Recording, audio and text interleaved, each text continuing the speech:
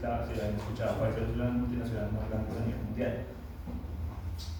Pfizer sacó Zoetis que es como una rama veterinaria y Zoetis es independiente, Zoetis es una multinacional independiente. Pues miren, una introducción, siempre las diapositivas no se tengan mucho texto. Siempre que ustedes coloquen una imagen y si hay una imagen acá, pues ustedes tienen que mostrar estas imágenes cómo se relacionan con lo que están mostrando acá. Entonces, cosas más esquemas, menos texto. Yo sé que las diapositivas, a veces lo que yo les muestro acá tiene mucho texto, pues por la cantidad de información que debo darles.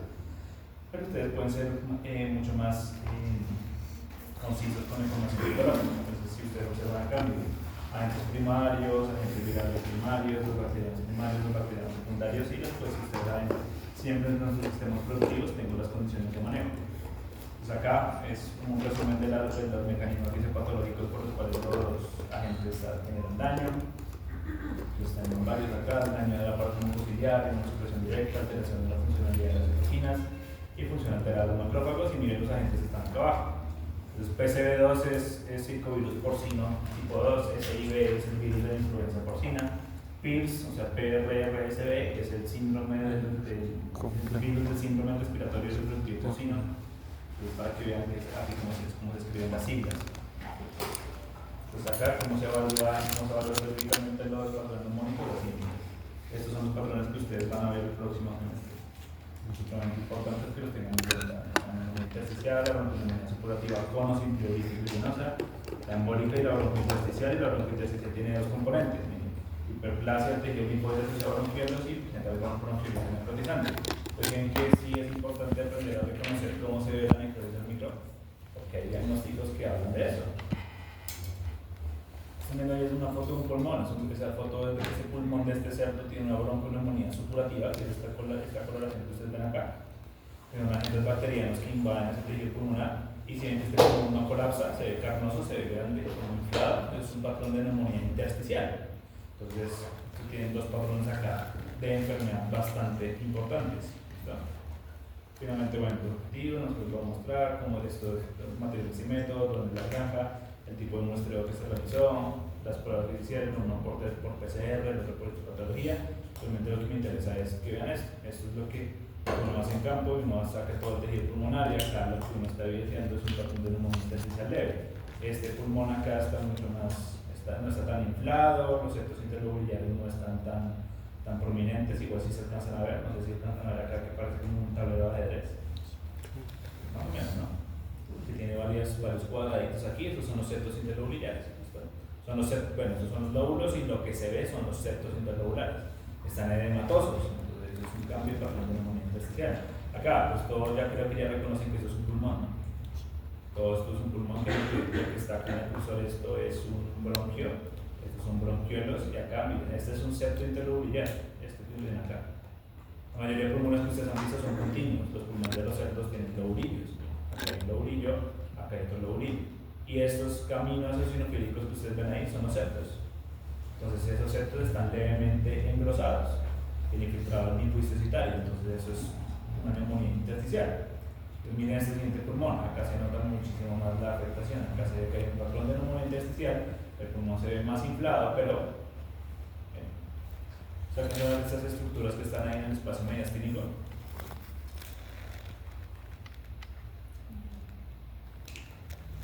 ¿O no?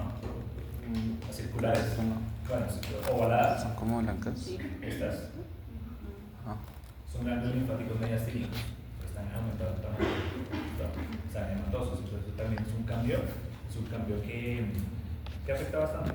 Esta es otra foto micro y en esta foto micro lo que ustedes están identificando es una neumonía intersticial moderada. Acá tenemos el bronquio, acá todos estos son espacios alveolares y lo que está acá es un infiltrado linfocitario. Si lo comparan con esta foto, miren, acá está leve, acá está moderado.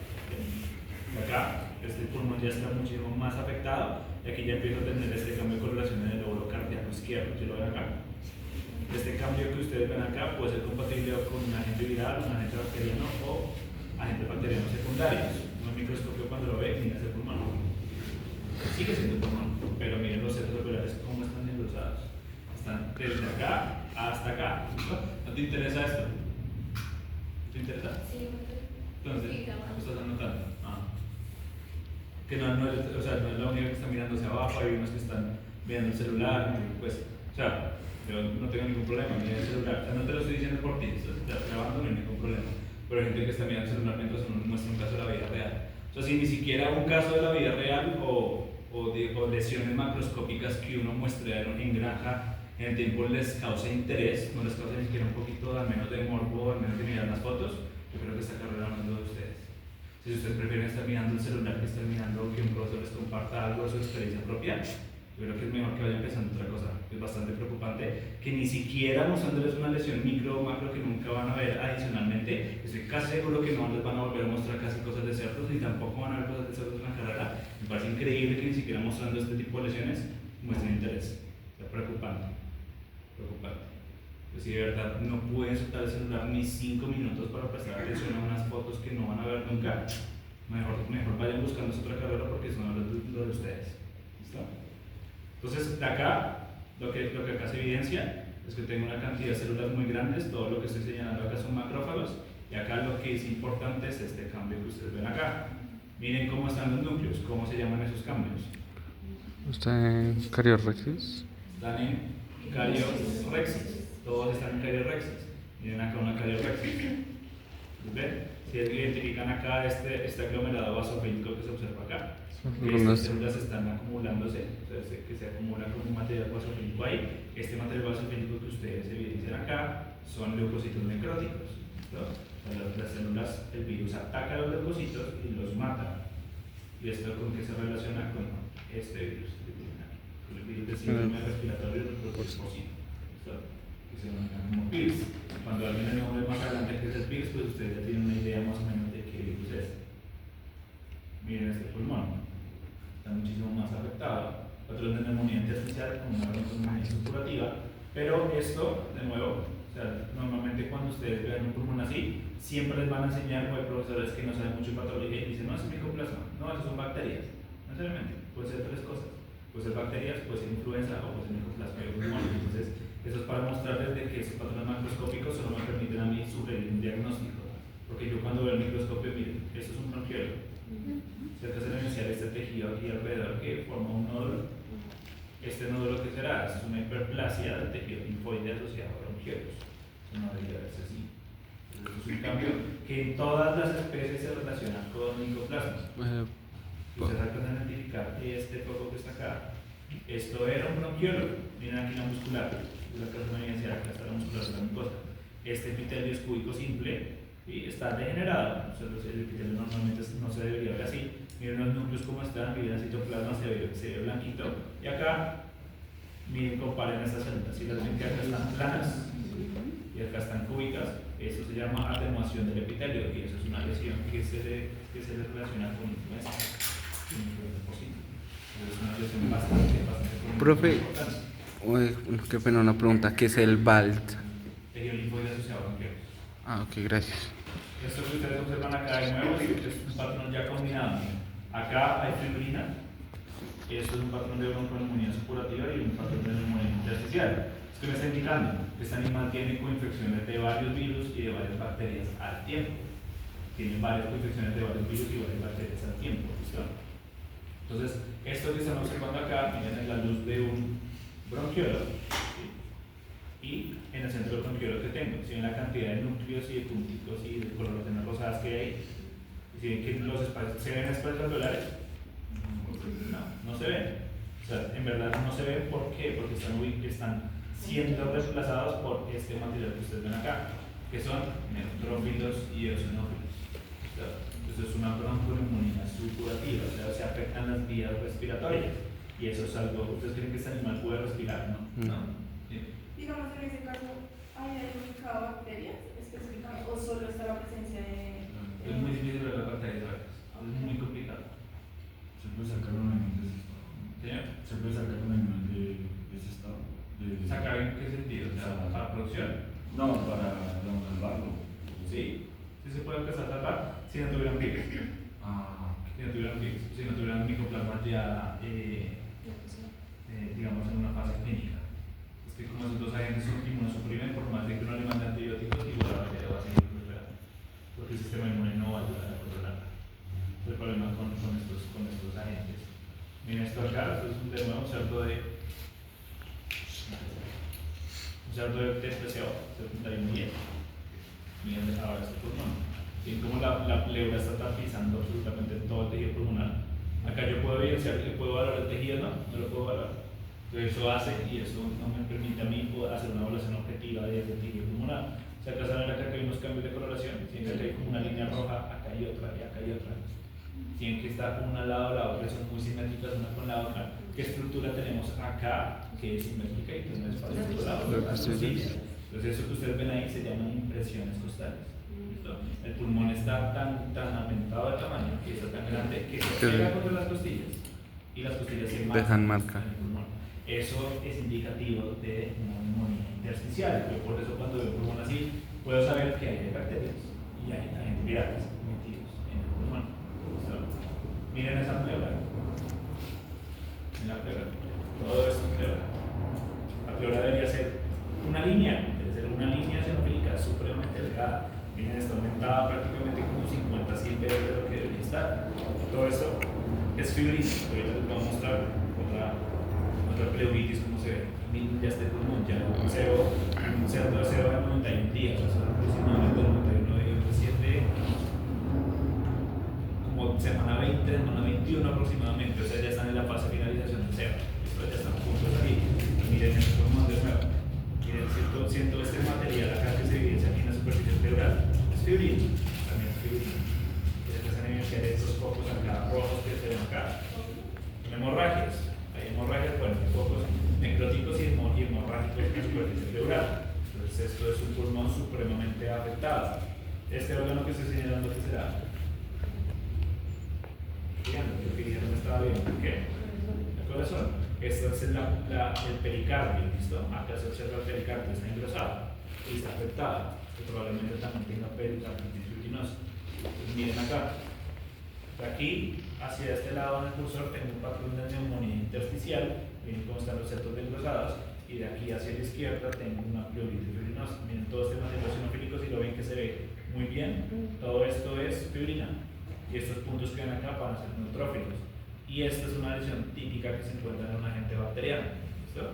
Que es acá, esto es un centro de necrosis, de coagulación, una banda de leucocitos alrededor, y alrededor puros linfocitos y tejido de cicatrización.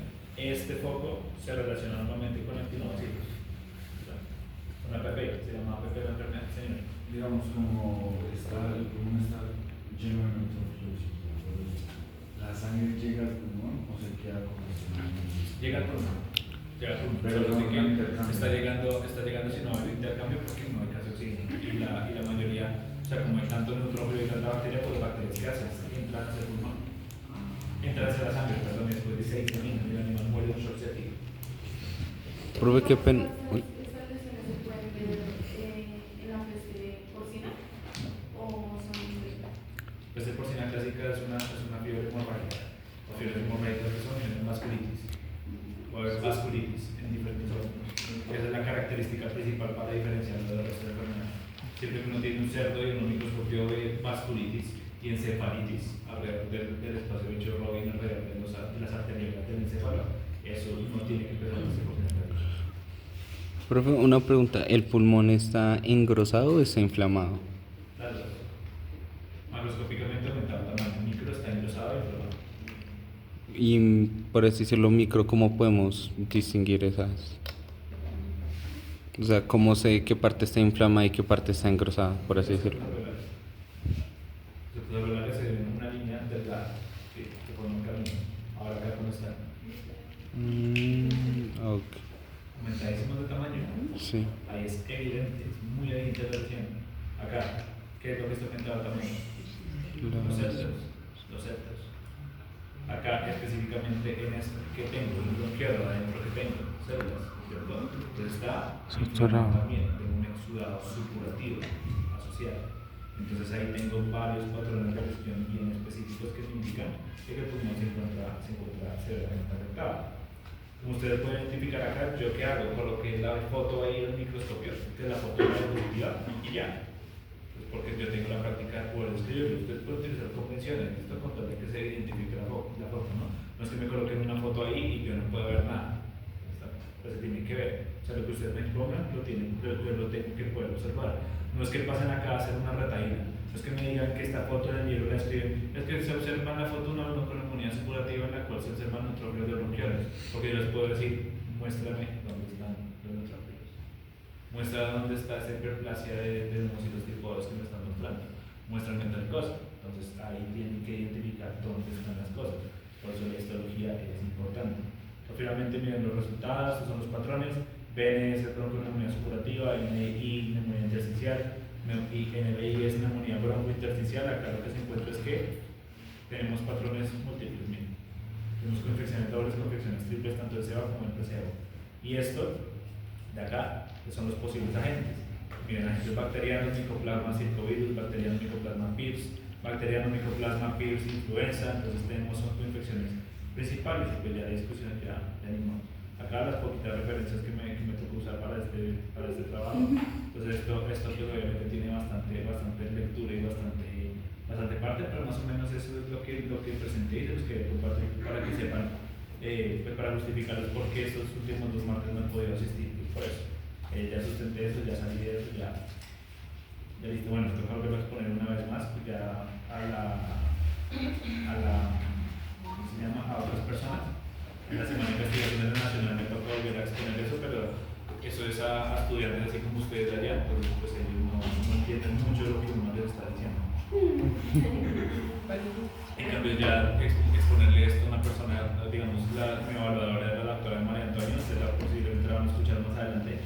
Ella duró 23 años en ERICA y es experta en patología porcina. Es bastante denso. Bastante curioso y bastante fuerte. Ahí hemos quedado acá, ¿no? Hemos quedado aquí, ¿cierto? Ya habíamos visto cada una de estas, o sea, que de manera general.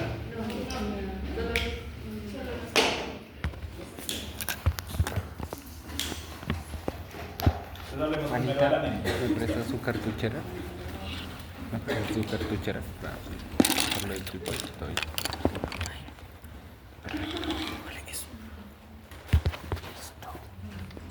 Sí, ya les había dicho, ¿no? Que la disminución del volumen sanguíneo, disminución de la hemoglobina y la cantidad de glóbulos rojos que hay en la sangre. Pero solo esa. Solo de enemigo. Listo, es que el resto, o sea, el resto de cosas, isquemia por compresión, isquemia por obstrucción, isquemia por obturación, todas estas en verdad son simplemente definiciones, ¿no? A mí lo que me importa es que hablemos de la isquemia, o sea, estas son posibles causas. ¿Qué compresión? ¿Qué? Digamos, eso de que ven un accidente y una persona está sangrando y llega la persona que no sabe mucho de medicina y dice, colóquenle ¿cómo se llama? Un torniquete. Colóquenle un torniquete. Los torniquetes son malos y se dejan más de 5 a 15 minutos, puedes matar el tejido. Los torniquetes se utilizan si hay una hemorragia extremadamente grave, digamos, en la arteria femoral. Ahí se toca. O sea, si pierde la pierna, pero la persona no se muere, porque si la arteria femoral tiene mucho volumen de sangre minuto. Entonces, si se coloca torniquete cuando hay una hemorragia, una afectación directa de la arteria femoral. Pasa bastante que, sobre todo los delincuentes y los guerrilleros, más que todo, bueno, paramilitares, lo que sea, cualquiera de esas personas, ellos saben que si le disparan a alguien en la arteria femoral, pues la persona se muere en 5 minutos. Hay una historia bastante, quién sabe, yo no le creo a mucho que lo haya hecho, pero el profesor allá en la Salle decía que una vez se chuzó con una reja con el arteria femoral y el mismo se suturó. No sé, cada quien con sus propias historias, ¿no? Pero es complicado de que una persona en ese estado que está sangrando y en menos de 5 minutos alcanza a suturar la arteria femoral. Es el caso, siempre que hay una herida en esa arteria es muy delicado, es muy delicado. Por eso siempre está protegido hacia el plano medial, está acá debajo del cuádriceps femoral. Esto está por aquí, cruza por acá en la pierna. Entonces, de nuevo, la compresión, obstrucción, obturación, simplemente a qué me refiero, a que se va a obstruir el vaso sanguíneo. ¿Listo? Compresión es externa, o sea, la compresión se refiere más a aquí, a nivel piel, ¿ya? Que se aprieta, o a nivel de la serosa, o a nivel externo. ¿Vale?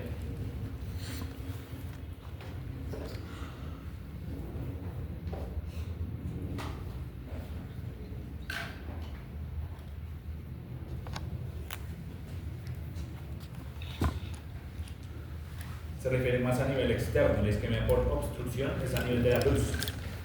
nivel de la luz del vaso. Un trombo, por ejemplo. Un trombito.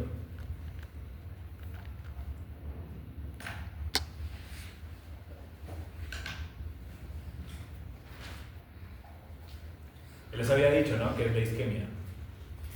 Sí, se los había dicho, ¿verdad? Sí. No sé si la Perfecto. Y la isquemia por obturación es en la pared del vaso, o sea, no en la pared, sino en la adventicia del vaso. La adventicia del vaso sanguíneo.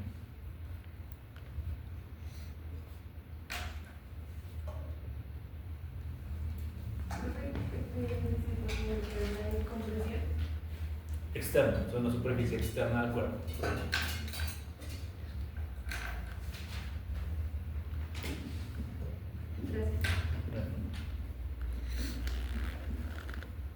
Vamos vasculares, ya les dije un ejemplo bastante coloquial de la clase pasada. Sus vasoconstrictoras, pues que se liberen todo el tiempo vasoconstricción en todos los órganos, o sea, ciertos neurotransmisores. Shock va a generar vasoconstricción siempre periférica, eso lo vamos a ver más adelante. Y la vasoconstricción por frío. Ustedes saben que el frío extremo va a generar vasoconstricción. Y por eso es que las personas que están en el Everest, se van a épocas de invierno o a la Antártida de exploración y no conocen mucho de cómo funciona el cuerpo, pues empiezan a perder los dedos.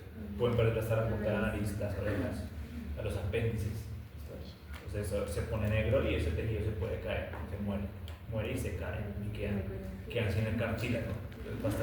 Es frecuente, eso pasa frecuentemente en personas que no conocen mucho. Si ustedes pueden estar normal y viene una helada o una tormenta y ahí pueden tener que sufrir esas lesiones, porque hay un frío excesivo. Entonces miren, las consecuencias de la isquemia tienen dos partes específicas. Se refiere primero al factor tiempo y a la estructura de la red vascular terminal de cada órgano. ¿Señor? Que es la isquemia, o sea, las consecuencias de la isquemia están íntimamente ligadas a estos dos factores: el factor tiempo y la estructura de la red vascular terminal afectada.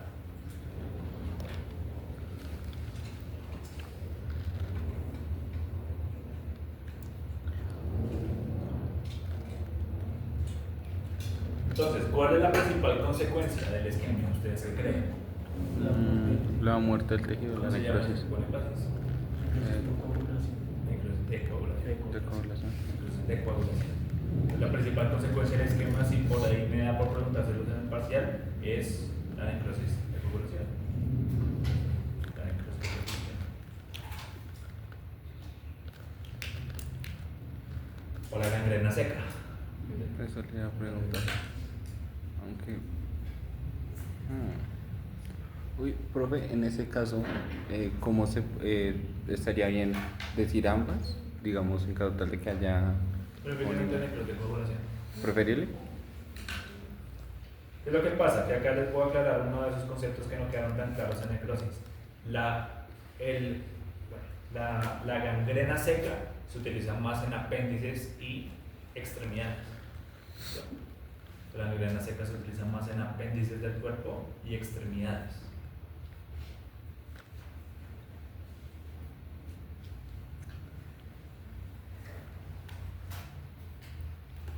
En cambio, el infarto se utiliza ahora sí en órganos parenquimatosos o tubulares.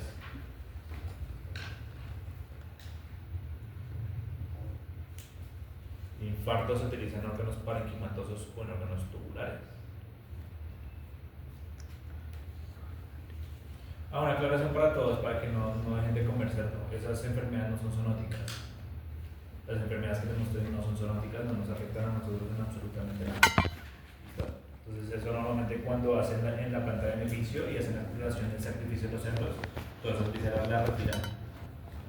Si uno no tiene contacto con esto ni con esa enfermedad ni nada, esa carne es perfecta para el consumo. Y otra cosa, no le estoy haciendo publicidad a la facenda, ¿no? Pero, ¿qué es más sano? ¿Comer carne de pollo, comer carne de res o carne de cerdo? Carne de cerdo.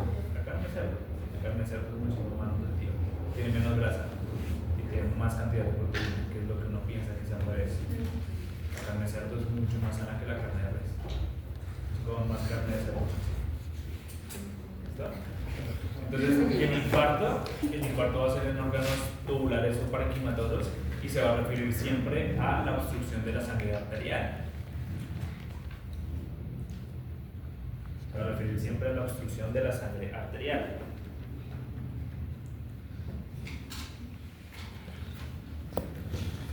En cambio hay otro término que probablemente no hayan escuchado, que es la infartación.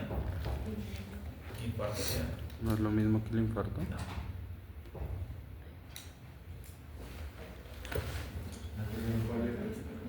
Infartación. El mecanismo. Pues tengo la infartación. La infartación también es un proceso isquémico. También es un proceso isquémico, pero de la sangre venosa. Se utilizan de manera intercambiable, o sea, cualquiera de las dos está bien. De la sangre venosa, obstrucción de la sangre venosa. Un proceso isquémico de la sangre venosa.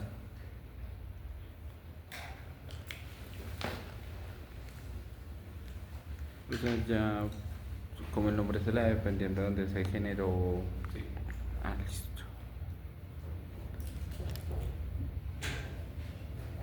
Entonces acá,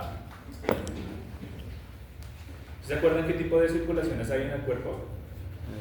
O sea, aparte de la pulmonar y la sistémica, hay órganos que tienen dos tipos de circulación. Terminal con la Exactamente, tenemos la circulación terminal, la circulación colateral. Tenemos circulaciones colaterales y circulaciones terminales en los órganos del cuerpo. ¿Qué significa cada una? donde solo se irriga por ¿Qué significa vaso. colateral? ¿Qué irrigación Colaterales que afectan Esa sería la definición, sí. Colateral es que algo principal afecta a lo que está alrededor, pero ¿qué significa circulación colateral? Que llega más de un vaso sanguíneo. Sí, que llegan múltiples vasos sanguíneos. Ese es un órgano que se irriga por varias ramas arteriales, no solo una.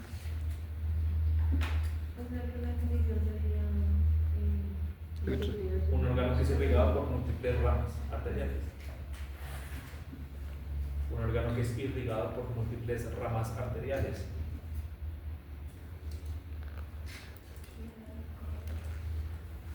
La colateral. Sí. Es un órgano que está irrigado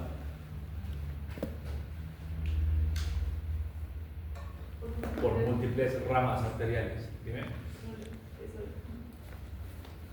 O sea, prácticamente, digamos, el hígado. El hígado tiene una arteria hepática y esa arteria hepática se subdivide en arterias más pequeñas y entran en el hígado en diferentes posiciones, en diferentes partes. Entonces, eso es una circulación colateral. ¿Qué significa eso? Bueno, antes de hacer el dibujito, ¿qué es entonces una circulación terminal? Que solo es irrigado por una. Que entra una arteria y sale una vena. O sea, solamente entra un vaso y sale una vena. Ellos, cuando entran en el tejido, se vuelven otro tipo de vasos, ¿no? Pero solamente entra una arteria específicamente. ¿Cómo? ¿En dónde? En los riñones. Los riñones. El vaso también. El vaso también genera eso. ¿Qué órganos tenemos en el cuerpo que son colaterales? ¿Qué les creen ustedes? El riñón. El páncreas es uno, ¿qué otro? El cerebro. Tiene mucha circulación colateral. ¿Y otra? El corazón, pero ya hablamos del corazón. El corazón tiene mucha circulación Pero colateral, sabes, pero ya hablamos de eso. la terminal y sale vena y arteria. ¿Cómo? O sea, también tiene una parte terminal, ¿no? ¿Qué cosa? El corazón. No es tanto por eso. No es tanto por eso. Ya les explico por qué. Más o menos, va por ahí. No es tanto por eso, pero va por ahí. ¿Listo? ¿Qué otro órgano? Uno que es uno de los órganos más grandes son las vísceras. Los pulmones tienen circulación colateral también. Circulación colateral. El intestino tiene muchas arterias mesentéricas. La cantidad de arterias mesentéricas que tienen son excesivas. Entonces, ¿por qué me estoy refiriendo a eso? Porque esta es la estructura de la red vascular. Si esta red tiene circulación colateral o circulación terminal. Entonces, coloquemos un ejemplo.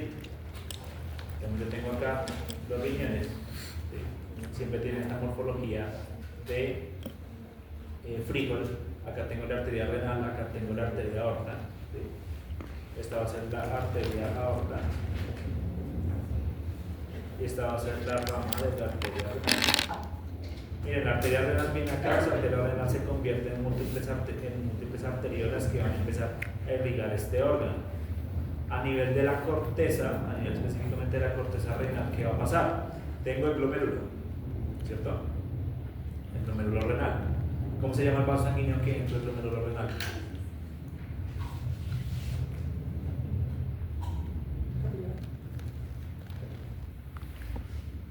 Vaso sanguíneo.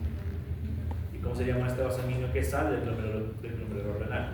Recuerden que tenemos un polo vascular, tenemos un polo urinario, acá van a estar los túbulos del riñón, por acá va a salir orina, pero acá entra sangre y sale sangre. ¿No es la aferente y la eferente? ¿Cómo? ¿La aferente? Arteriola aferente. La arteriola aferente. Y esta acá es la arteriola eferente. ¿Esto qué es? Esto es un sistema portal. Un sistema portal que pasa acá en el riñón.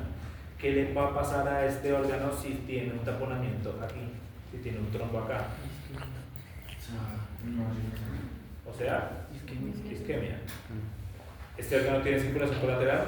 No. Si hay un taponamiento acá, ¿qué le va a pasar al órgano? Se muere. Se muere. Ahí se me borró el dibujo. Pues, no, lo siento, se me borró. O sea, no, es que oprimí sin culpa con esa parte del blank screen. Se me añadió la verdad. Entonces, si se me tapona la arteria renal,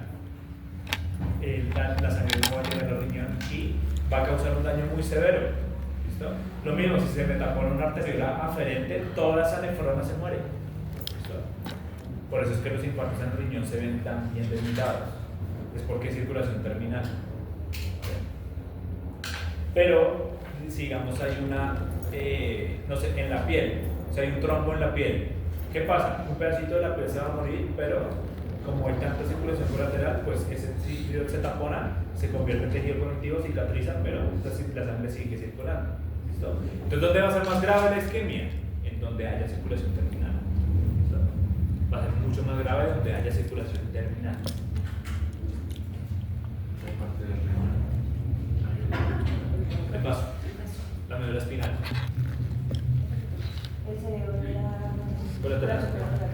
pero digamos porque en el caso del trombo ahí Entonces ya voy para allá. ¿Listo? Entonces hay órganos que tienen circulaciones colaterales como el encéfalo y el corazón. Entonces, ¿pero qué pasa? Ustedes han escuchado que cuando una persona tiene un trombo en el cerebro o un trombo en el corazón, la persona igual presenta signos clínicos.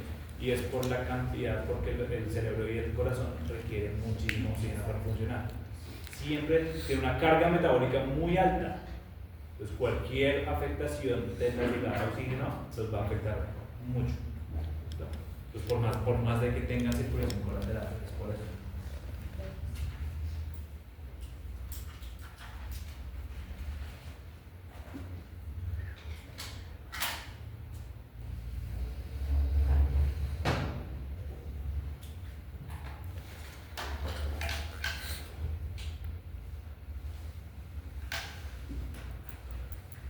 Miren acá.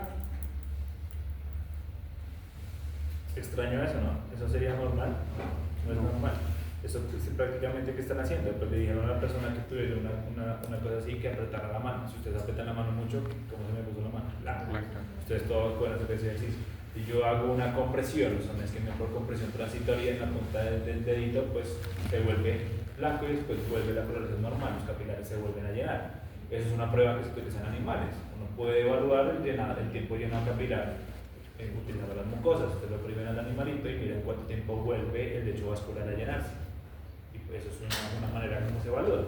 Pero acá digamos, miren este por animal. ¿Qué le pasó acá a este cerdito? Un proceso isquémico, una gangrena. Ahí sería una gangrena porque estamos hablando de una extremidad y se torna una tonalidad negra. ¿Qué le está pasando a este pobre bichito? ¿Gangrena? Sí. Miren la pata. ¿No está re avanzado? Ya tiene pata, exactamente. O sea, todo eso está en una isquemia extremadamente avanzada. ¿Listo? Probablemente el trombo o el daño está en esta zona. Normalmente cuando uno ve un animal así, con esto, estuvo electrocutado. O sea, se electrocutó. Se electrocutó con un poste, se electrocutó con un cable, con cualquier cosa, y pasa muy frecuentemente. La cantidad de animales que llegan, silvestres que llegan allá a la nacional por electrocución es muy alta. Pobrecitos. Profe, qué pena, no entendí por qué se sabía que era electrocución. Por la lesión tan severa. Pero no podría ser quemadura. Por eso, la electricidad que hace que no. Ah, ok. Ah, sí. Gracias, profe. Tranquilo. Esto que le está pasando acá, miren este pobre bichito acá también, miren su pata, no tiene.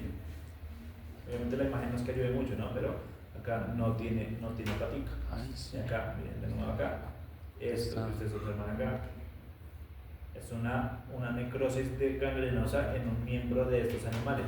Si ustedes encuentran lechones como con este tipo de lesión o con este tipo de lesión, córrale a notificar, porque se puede ser salmonella cólera suizo, puede ser peste porcina clásica.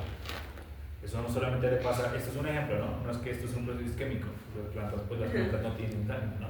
Pero es para que ustedes vean que esas quemaduras, en todas las quemaduras por frío, en todas las especies o en todos los seres vivos van a ser iguales. Miren, se torna una tonalidad que es negra.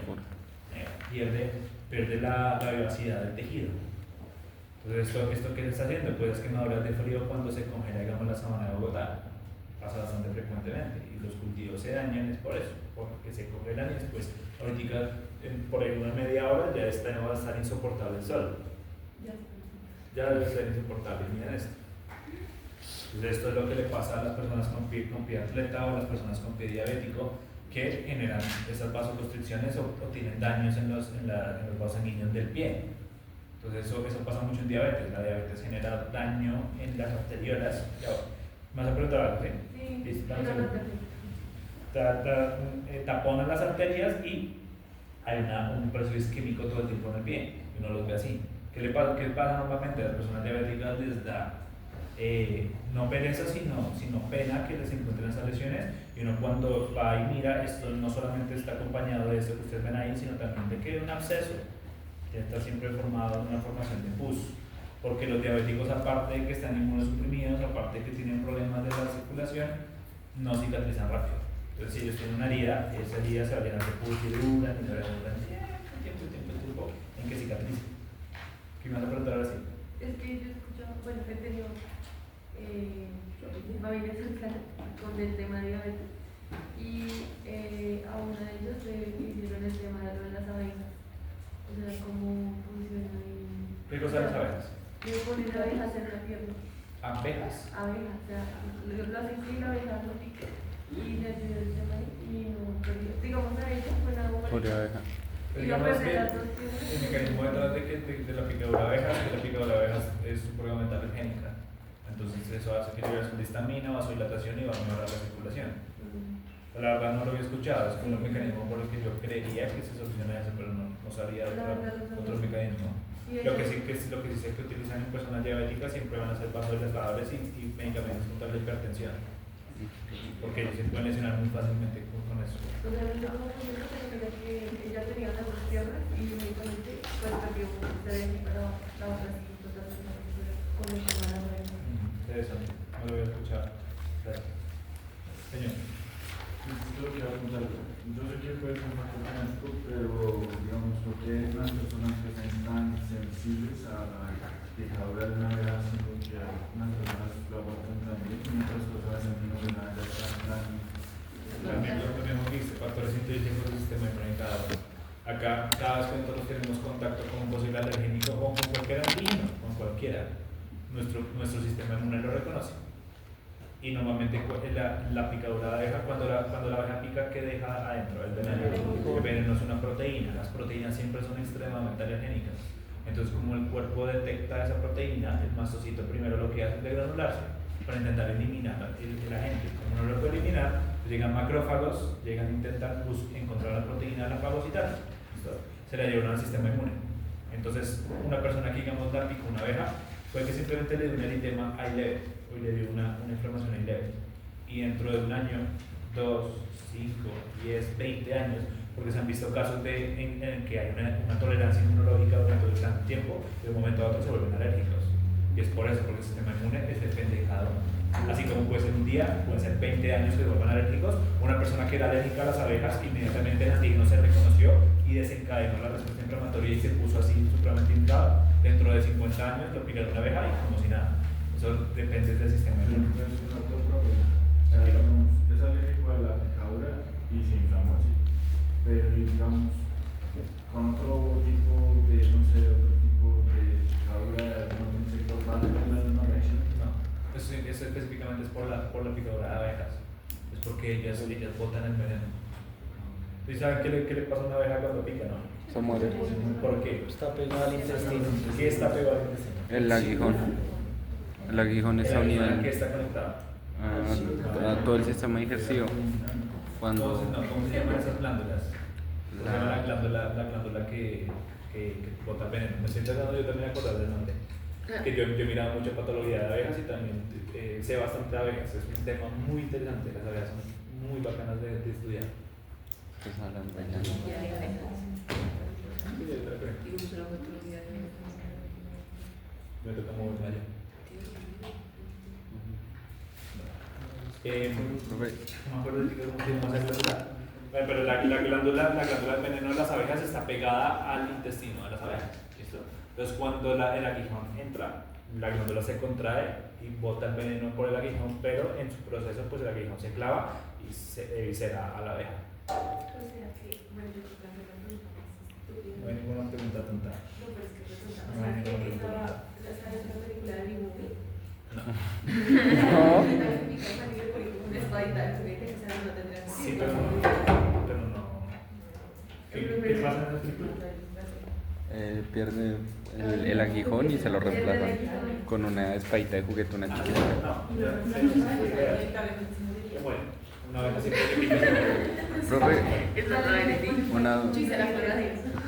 profe, una pregunta, ¿cómo es eso de patología en abejas? O sea, ¿cómo se presenta? ¿Cómo se ve? está extremadamente estudiada, o sea, es una de las especies que los insectos que más ha estudiado a nivel de patología y fisiología.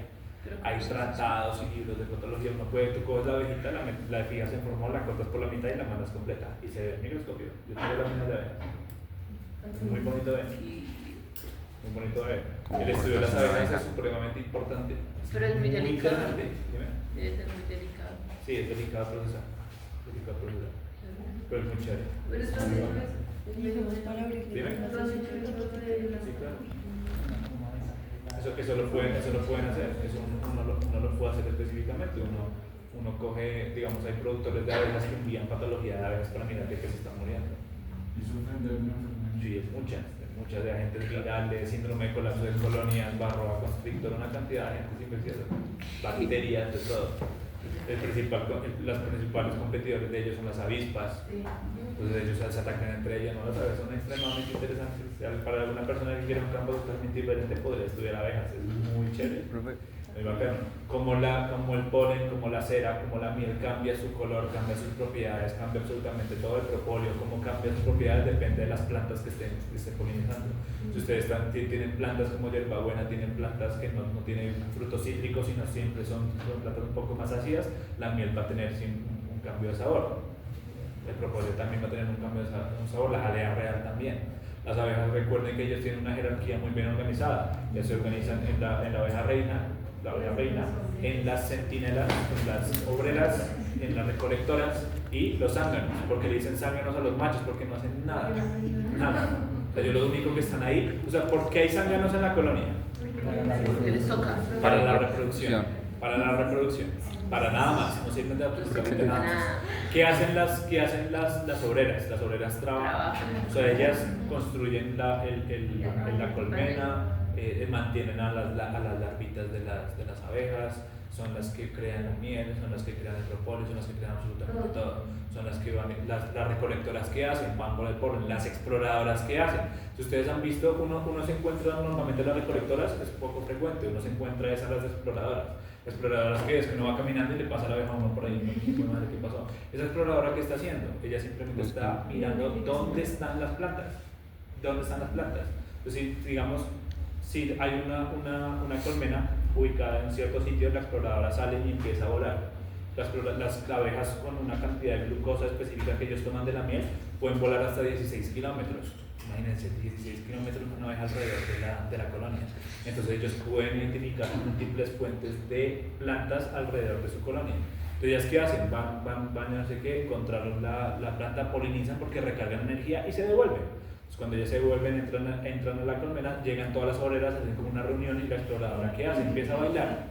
¿A bailar? Sí, literalmente. Les Ella está empieza a hacer espirales, o sea, ella se mueve en espiral, empieza a hacer movimientos con la cola, hace movimientos en 8, hace movimientos en L's, hace movimientos en M's, hace figuras geométricas. Y ahí, ¿qué le está enseñando a las exploradoras? La ubicación de la planta está a tantos kilómetros hacia la derecha y todas las exploradoras, las recolectoras llegan al sitio donde es. Recolectan, polinizan y traen las cosas hacia la colmena. Entonces son extremadamente útiles. O sea, como hace un bichito de eso para poder ubicarse. Es muy interesante. ¿Qué hacen las centinelas? Pues matan cualquier cosa que se acerque. Esas son las más agresivas. Pero, Entonces uno medio acerca la mano y si uno tiene una prenda negra lo van a atacar. Que normalmente uno no puede entrar con Por eso ropa los oscura. trajes son blancos. Sí, por eso los trajes de las abejas son blancos.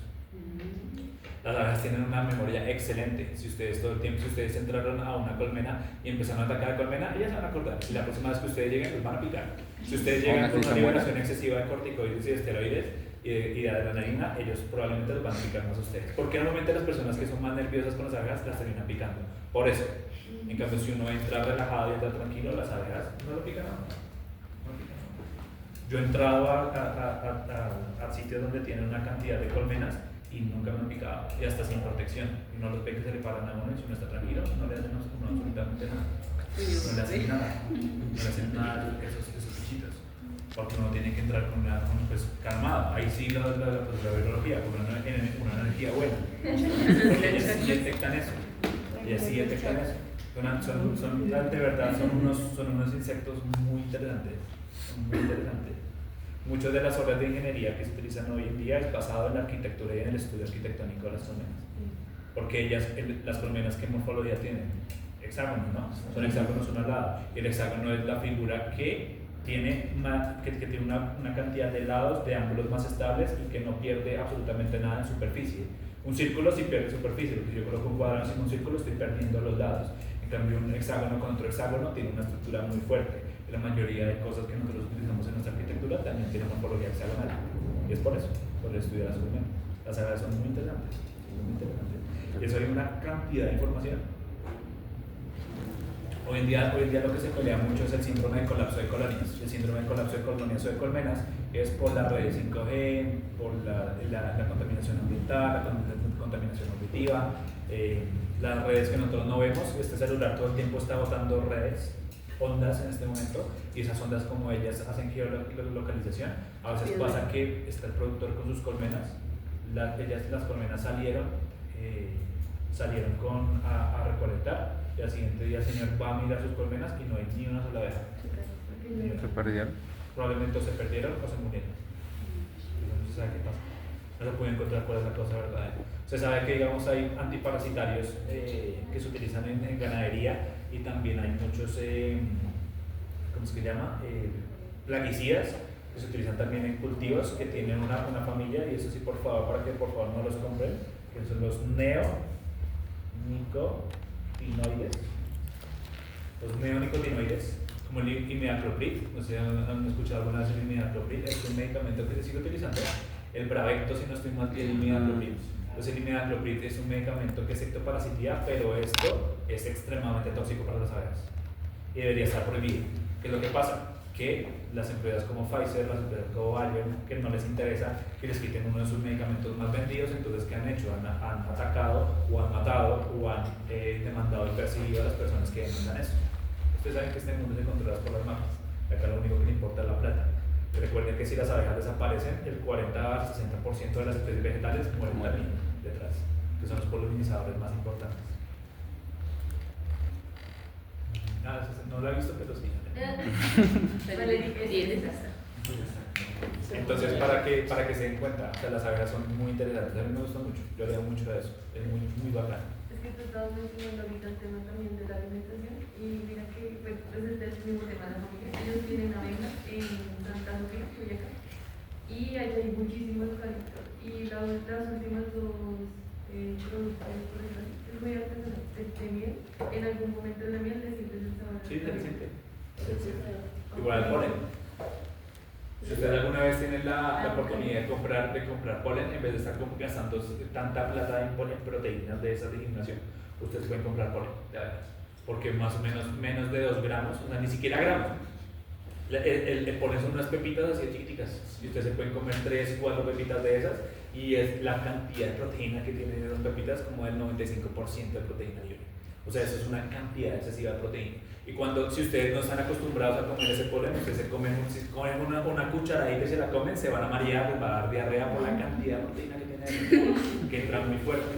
Entonces, ¿uno qué hace? Uno puede colocar el batido, uno coloca una cucharadita, la disuelve bien en ese polen, no se lo toma y está alimentándose muchísimo mejor que porque otros no. en bolsita. Sí, que venden en bolsitas que son de varios colores. Digamos, las abejas están polinizando cítricos o frutas dulces, el polen va a cambiar de sabor. Si están haciendo, digamos, eucalipto, vas a ver amargo, vas a ver ácido. Si están, digamos, cerca de fresas, cerca de cultivos de moras, vas a ver ácido o vas a ver dulce. Entonces va a cambiar el sabor y cada pepita tiene un sabor diferente.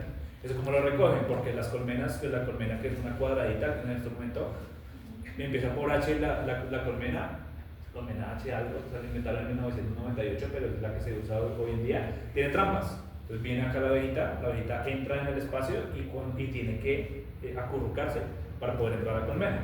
Entonces eso lo utilizan uno, pues para que las avispas no puedan entrar a la colmena, y también porque cuando la abejita va pasando tiene al lado como unas redes, y esa red le quita el polen de encima y ese polen después uno lo recolecta. La abeja. No, me roba. Si ustedes algún día ven una abeja por ahí que esté volando, fíjense y acérquense, o sea, sin miedo acérquense a mirarla. Y ustedes van a mirar que en la parte de acá al lado tiene 2 bolitas. Esas 2 bolitas es el polen. Porque eso es lo que hacen las plantas. Cuando la abeja entra en contacto a polinizar, la planta que libera el polen lo libera la abeja y la abeja sale totalmente volando, llena de polen, y cuando llega a otra, ahí es donde poliniza. O sea, son muy interesantes. Ya que me puedo quedar 2 horas hablando de abejas, pero Una última pregunta, ¿cómo se corta una abeja? ¿Qué? O sea, ¿cómo se es el proceso para cortar la abeja? Para que...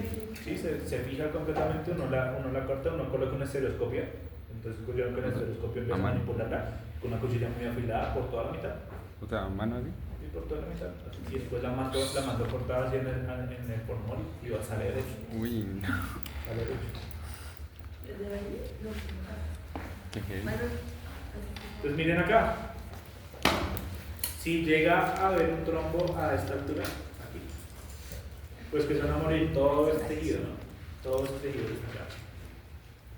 Se va a morir absolutamente todo lo que ustedes están viendo acá. Si hay un trombo acá, se va a morir esto, ¿cierto? Porque aquí es donde acá se está irrigando, se va a morir todo esto. Por eso los infartos renales, como son, así, puño, ¿listo? El trombo va a estar acá. El trombo estuvo acá y me dio un infarto renal, que es este que ustedes están viendo aquí. ¿Listo? Es un infarto renal. Por ejemplo, cuando hay otro nombre para que se aloja en los riñones. Ictofima renal. Por ejemplo, eso también genera. Sí. Pero más que eso genera hidronefrosis. Y es porque se acumula en la pelvis, él se coloca en la pelvis renal y el riñón no puede sacar la orina, entonces se empieza a expandir y finalmente atrofia toda la corteza y toda la médula del riñón. Lo tenemos acá en el país, el ictofima. Pues sí, creo que no es de acá. Es la zona, sé que, no sé si fue aquí, creo que en México estaban haciendo por una exploratoria, estaban sacando una era de las medidas científicas. Sí, son muy grandes. El parásito gigante del riñón.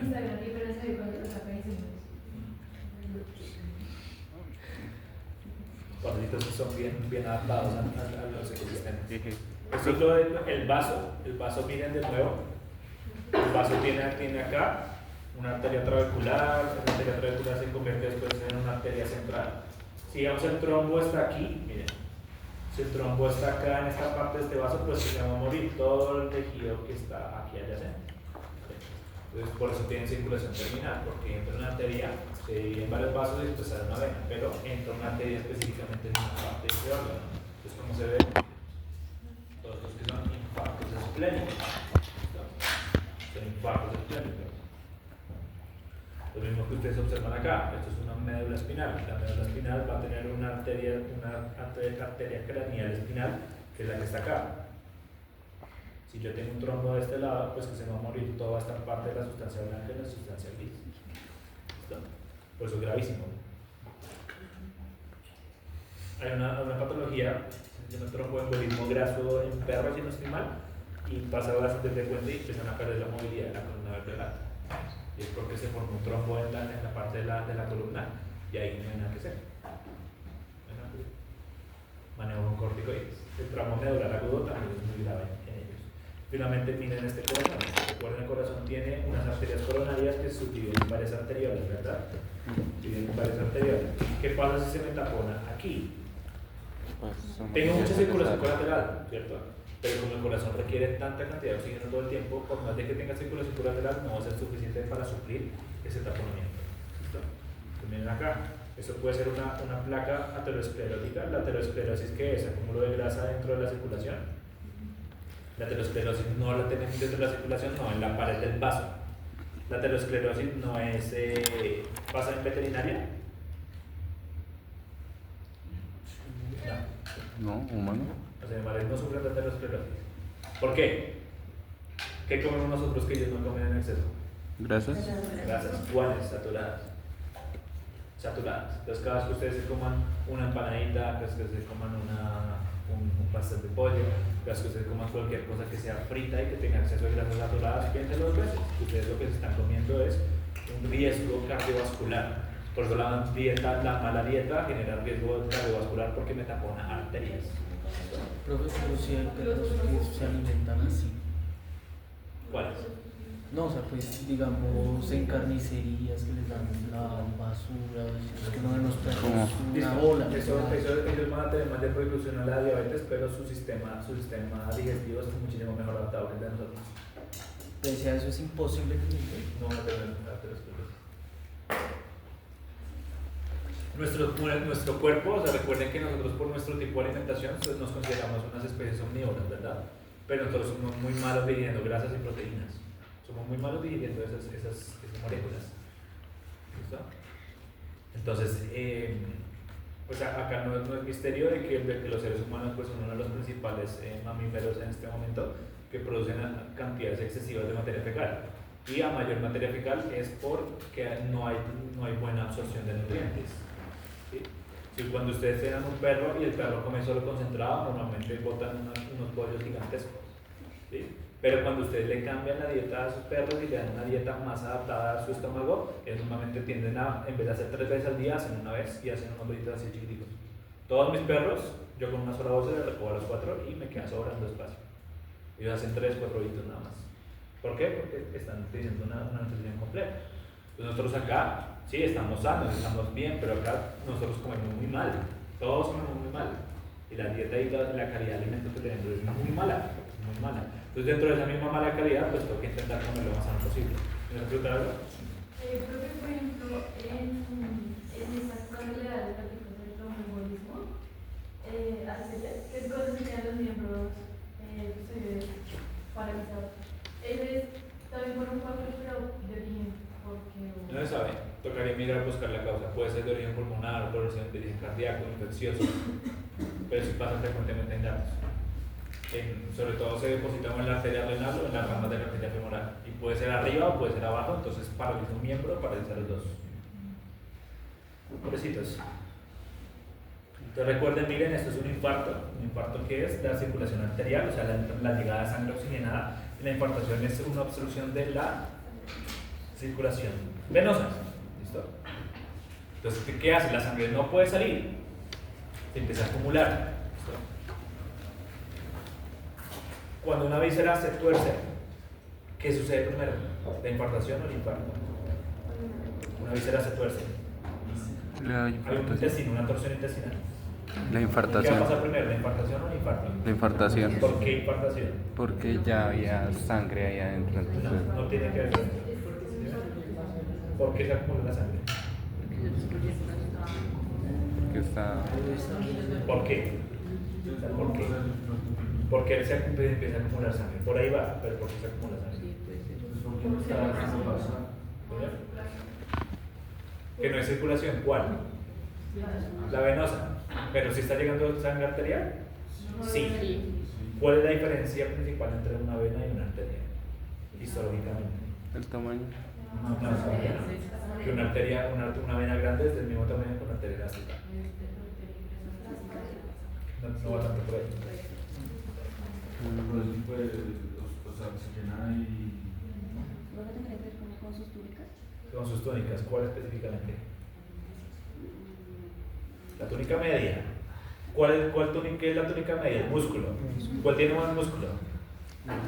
La arteria. Entonces, ¿cuál va a resistir más a presiones externas? La arteria. Entonces, cuando hay una torsión, las venas, como son tan delgadas, se ocluyen inmediatamente.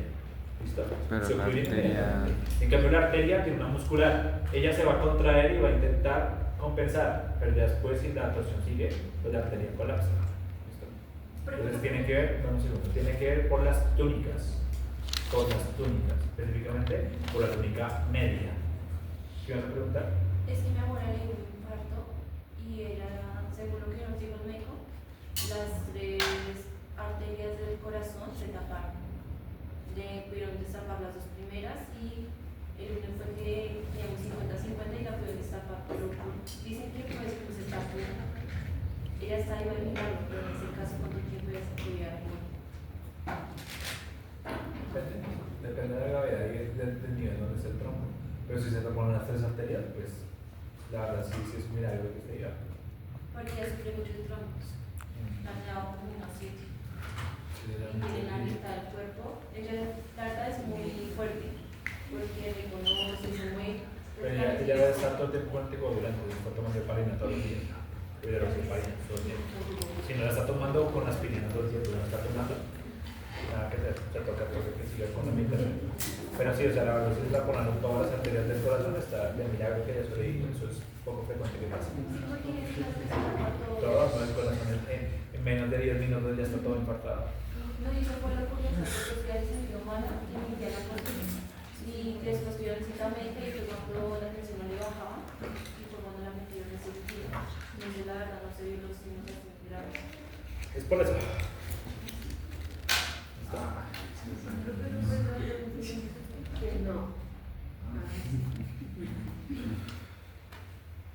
Pues miren, tengo acá un órgano, es un órgano que está sano, aquí está llegando la sangre arterial, y aquí está llegando la sangre venosa, está saliendo la sangre venosa. Acá está llegando el oxígeno, ¿cierto? Está llegando todo el oxígeno, porque acá voy a tener sangre arterial, vamos a intentar así para que acá la sangre no toque, bla, bla. Vamos a colocar la sangre venosa, acá empieza a intercambio y dióxido de carbono y finalmente sale la sangre venosa. Ese es el órgano, digamos, la organización normal que pasa dentro del cuerpo. ¿Listo? Entonces, dentro de todos los tejidos del cuerpo vamos a tener dos enzimas, se llama la xantina deshidrogenasa y la xantina oxidasa.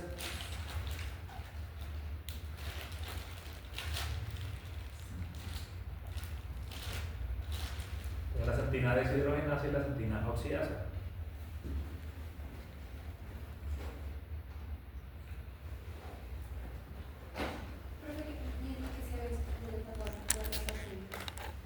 Lo mismo, si ya tiene predisposición a los coágulos, se va a formar un coágulo y va a viajar. Pero entonces eso le puede volver a pasar. Claro. Pero más seguido. Depende de la medicación que ella esté tomando en este momento. O sea, para yo decirte algo específico, tengo que conocer la historia clínica. Como yo tengo lo que tú me estás diciendo, entonces es difícil mirar la verdad, la causa o qué hay detrás de eso. Lo que sí hay es que hay una trabecho y la trabecho es eso, es hipercoagulabilidad. Tú dices que ella sufre de coágulos, ahí está el factor de riesgo. ¿Listo? Entonces, miren, digo, la xantina deshidrogenasa y la xantina oxidasa. Ellos hoy siempre van a estar en esta relación de 9 a 1. Va a ser una relación de 9 a 1.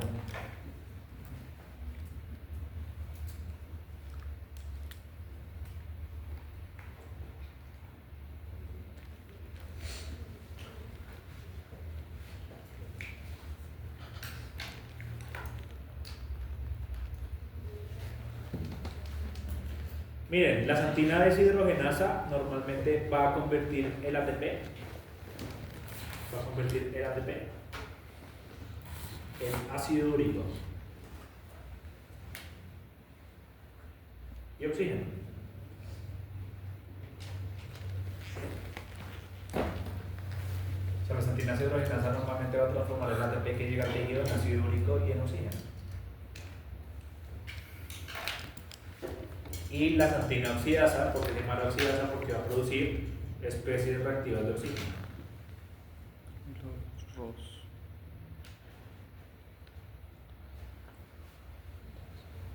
Entonces, la santina deshidrogenasa coge el ATP y lo transforma en ácido úrico y oxígeno. Es un mecanismo, una ruta metabólica normal dentro del cuerpo.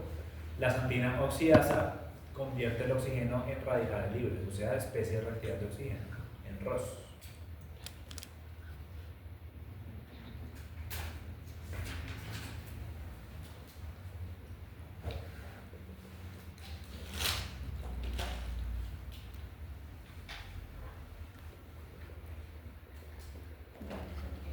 De nuevo, santina deshidrogenasa, estoy haciendo énfasis bastante en esto porque es supremamente importante de algo que puedo hablar a continuación. ¿Listo? De nuevo, la santina deshidrogenasa transforma el ATP en ácido úrico y oxígeno de manera normal. La santina oxidasa coge ese oxígeno y lo transforma en especies reactivas de oxígeno, o sea, en algún cierto tipo de radicales libres. ¿Listo? Eso pasa en todos los tejidos. Los radicales libres son inhibidos por los mecanismos que ustedes ya conocen. Dame un segundo. Vitamina E, selenio, el ácido ciclónico, todo eso que ya lo habíamos visto previamente, lo vamos a volver a ver acá. O sea, el que produce la deshidrogenasa la convierte en oxígeno y ese oxígeno lo coge la oxidasa y lo convierte en... ¿Es el mismo oxígeno o el que está llegando por sangre? No, cualquiera de los dos. La deshidrogenasa, ¿listo? ¿Puedo ya borrar esto? ¿Listo? Ahora, voy a volver a hacer el dibujito.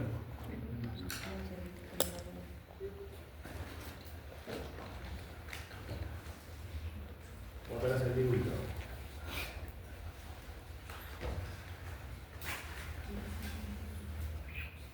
Ahora miren, si se me tapona acá,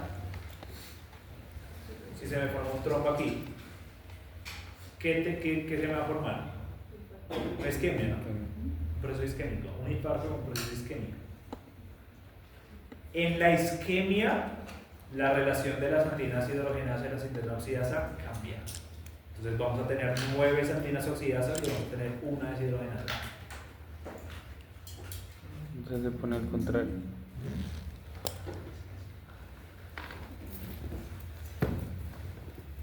Se van a cambiar las dos, la relación de ambas.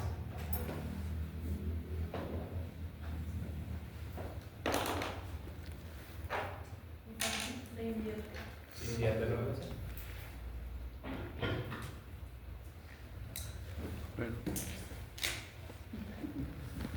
Entonces, la santina deshidrogenasa reduce su cantidad de concentración y la santina oxidasa del tejido conectivo aumenta y se vuelve 9.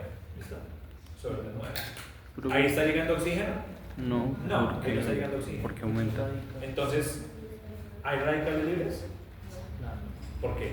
Si no está llegando oxígeno. Pero, no, o sea, podría haber en caso tal de que haya daño por proceso de perfusión, pero es que aquí no está llegando. Por eso, entonces vamos paso por paso. Acá algo importante de este paso es que no va a haber radicales libres.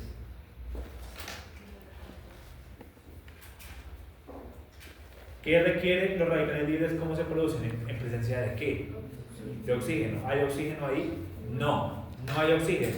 Entonces, la primera fase de esta patología que se llama la isquemia y reperfusión, entonces, isquemia y reperfusión, el primer paso es este, que se altera la relación de las enzimas. La santina deshidrogenasa se vuelve 1 y la santina oxidasa se vuelve 9. Pero acá todavía no hay daño. Acá todavía no ha pasado nada. Bueno, si la isquemia permanece, pues el tejido se muere, ¿no? Entonces es muchísimo más grave. Pero ahí todavía no ha pasado nada.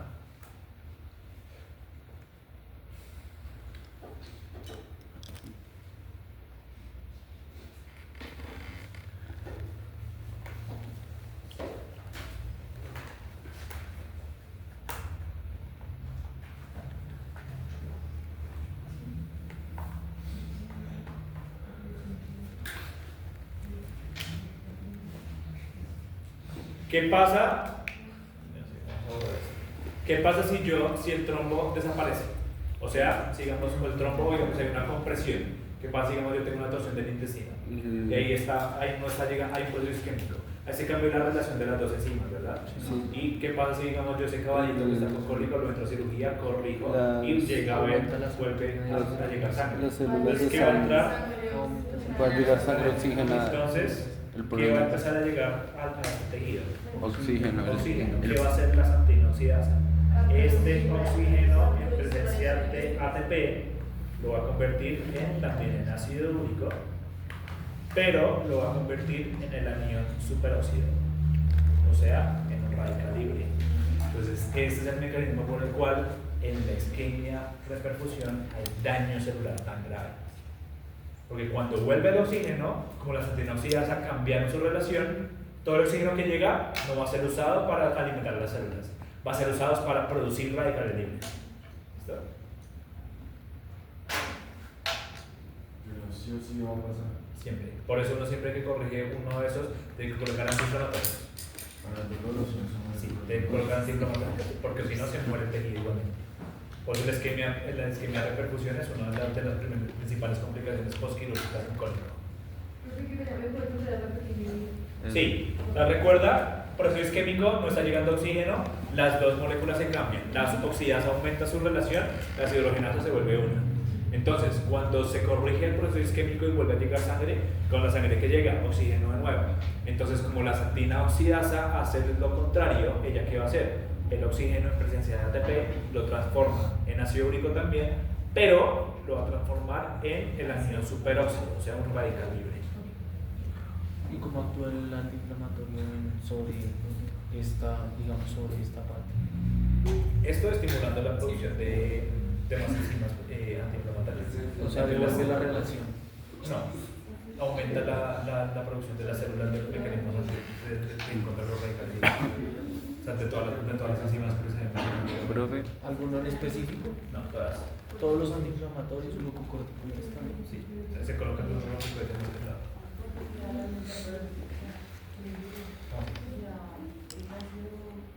O sea, la santina oxidasa transforma el oxígeno en anión superóxido. Y ese anión superóxido, recuerda que es un radical libre y tiene el anión celular. ¿Dime? No, el ácido úrico es un metabolito intermediario. o sea, pasa de ácido úrico al anión superóxido. ¿Sí? Profe, eso también podría deberse No, el oxígeno pasa a anión superóxido. El ácido úrico es un metabolito intermediario. o sea, solo No está tiene por que ahí. ver. Ok. No es que lo eliminemos, no, forma parte de la cadena metabólica. Pero lo importante es que el oxígeno se convierte en anión superóxido, o sea, en un radical libre. Profe, eso también sería debido a que las células cambian su metabolismo debido a la ausencia de oxígeno, pasan a ser anaerobia. Entonces, ¿eso es lo que genera el cambio en las enzimas? Ese cambio de concentración en las células era lo que te referías cuando me decías que era cambio metabólico. Ok. Esto que yo les había dicho de que las células cambian a metabolismo anaerobio se refiere a esto, no es lo único. O sea, recuerden que estas células, aparte de hacer glicólisis aerobia, pasan a formar glicólisis anaerobia. Pero también cambia la relación de las antinas. ¿Listo? Eso es lo que me refería. ¿Se acuerdan que yo les había dicho que cuando estamos viendo eso, les había explicado las antinas? Ustedes me dijeron que no, pues ahora sí. Porque esto es una lesión muy importante, es un mecanismo que tienen que conocer. ¿Vale? Por eso siempre que haya un accidente gastrointestinal, toca colocar antiinflamatorios obligatoriamente. Obligatoriamente. Miren acá. Acá tengo la santina en la fase isquémica, está llegando ATP, está llegando inosina, todo eso se convierte en hipoxantina, mejor dicho. Todo esto en presencia de oxígeno, gracias a la santina oxidasa, convierte en santina y finalmente en ácido úrico. ¿Listo? Es lo principal. O sea, yo les estoy diciendo es un resumen, nuestra vía metabólica es mucho más compleja. ¿Vale? Entonces finalmente produce ácido úrico. Pero si la santina oxidasa está en aumento, ¿qué me produce? Especie reactiva de oxígeno. ¿Ya? Anión superóxido principalmente, y recuerden que ese anión superóxido puede intercambiarse al resto de aniones que tenemos, el anión hidroxilo o el peróxido de hidrógeno. Tienen vías que se devuelven y vuelven a la misma. Recuerden que esas vías metabólicas, digamos la superóxido dismutasa, ¿qué hace? Coge este superóxido este anión superóxido, lo transforma en oxígeno y en agua. ¿Listo? Salud. Entonces recuerden que todos tenemos mecanismos, pero acá en este tejido de isquemia de repercusión se va a producir una cantidad excesiva de radicales libres y esos sistemas no van a ser suficientes para parar. ¿Listo? No van a ser suficientes para parar. Entonces, finalmente, en esta fase de repercusión, la especial reactividad de oxígeno, ¿qué van a hacer? Van a generar daño celular. Tienen más mecanismos, activan la oxígeno nítrico sintetasa, generan vasodilatación severa, por eso los animales que normalmente tienen eso después entran en shock, porque los radicales libres van a hacer una vasodilatación sistémica muy severa, pero eso lo vamos a ver en la parte de shock, por ahora no me voy a meter en eso. ¿Quedó claro eso? Sí. Entonces esto es lo que pasa normalmente. Miren, de nuevo, acá tengo el uso normal del ATP. El ATP se convierte en adenosina, inosina, en posantina. Después, por medio de las antinas hidrogenasas, se convierte en santina. Y por medio de las antinoxidasa, ese oxígeno se convierte en anión en superóxido. En un momento normal, ese anión superóxido se convierte en peróxido de hidrógeno y después en agua. Y ya se eliminó. Pero que como cae en exceso, ese anión superóxido hace daño. Esto hace daño. Es una vía metabólica que ustedes la pueden buscar y van a encontrar eso lo que pasa normalmente. Pero como se cambia la relación de las enzimas, por eso es que hay un aumento de radicales libres. ¿Listo? ¿Qué me van a preguntar? ¿No? ¿No? Pensé. Yo tengo una pregunta. Señor. Pues no es relacionado con eso, sino digamos, siendo un dolor tan duro, tan agudo, decirlo así, ¿qué medicamento se le podría dar para que no sea tan frecuente y no cause como una reacción también como alterna? No, entonces cuando uno tiene un animal con cólico, uno o lo seda, o no lo tiene que sedar, pero el colocan antiinflamatorios y no pide. El colocan opioides.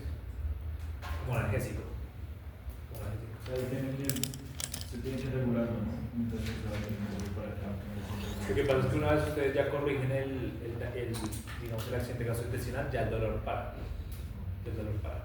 Es como digamos que lo que les mandé, que si no me hicieron caso de comer una hamburguesa en McDonald's.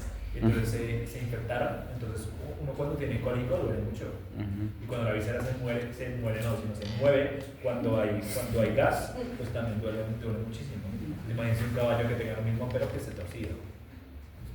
Un paréntesis de eso que les mandé no es un chistecito, no es nada, no, está preocupante la situación, tienen que tener cuidado en donde están comiendo, porque es una E. coli que no se sabe de dónde, toca mirar de dónde salió. Normalmente la que li.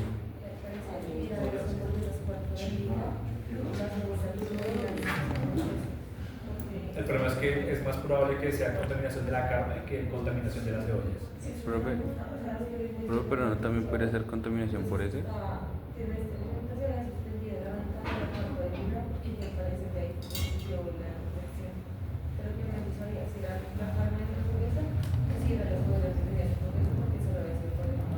que pasa igual es que como acá estamos en Colombia y acá si no regulan eso, pues en el corral también está enfocado.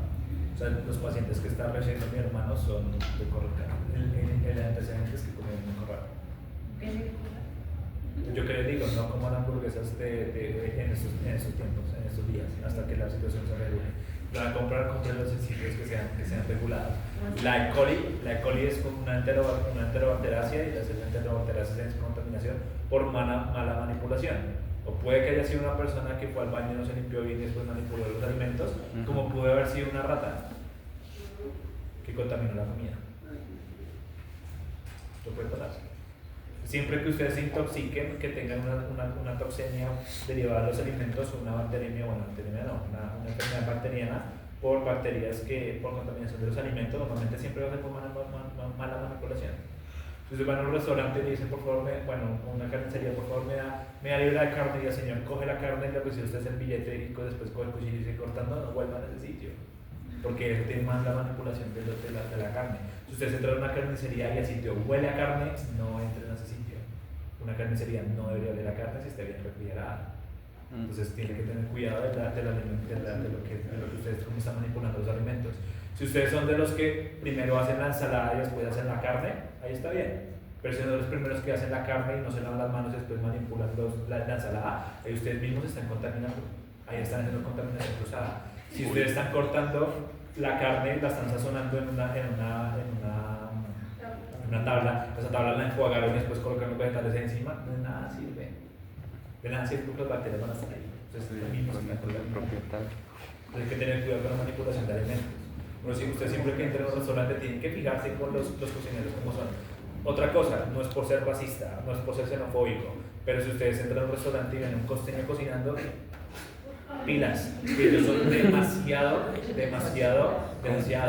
y son demasiado descuidados. Son muy descuidados. Normalmente en esos sitios que uno va, esos meteros de mala muerte, que uno está en 85, que uno va a farrear y uno después sale y ve que este es de mazorcada y uno se aumenta con todo el trago que uno tiene, uno se le hace el agua a la boca, imagínense una mazorcada de esas, pues cuando ustedes van a esos sitios normalmente se van a intoxicar. Sí. Y al día siguiente van a tener vómito, van a tener diarrea y uno ya no sabe si es por la cantidad de alcohol que tienen o Por la mazorcada. o hay que tener cuidado uno donde come. Que la manipulación es muy mala. Este restaurante de acá, este restaurante de aquí, de aquí no es por hacerle mala publicidad, pero este tiene muy mala manipulación de los alimentos. Aquí la vuelta. En San Miguel. Muy mala manipulación de alimentos. Yo fui a comer una vez y no volví porque me puse a fijar en la cocina. Es que yo soy muy observador con eso. Soy muy observador. Yo no me puedo que yo estoy así quieto, estoy así callado, pero yo estoy mirando qué pasa a mi alrededor. Me fijé y tiene muy mala manipulación. Entonces el señor iba a coger el jugo y tenía el guante puesto, entonces no tuve ningún inconveniente en coger así y coger y servir el jugo, después se volvió a colocar el guante. O sea, ¿qué sentido tiene eso? ¿Para qué se pone un guante si lo va a coger con la mano, con la boca? Pero bueno. Son las 9:15. ¿Cuánto tiempo llevo hablando? Miren sus grabaciones, por favor. 1 hora y 23 minutos. Sí, entonces, por favor, porque pues, se supone que una persona normal tiene un lapso de atención de 2 horas, pero en nuestra generación son como 5 minutos. Entonces, pues, 15 minuticos, 15 20 minuticos. Entonces, por favor, acá a las 75, a las 30, máximo 35.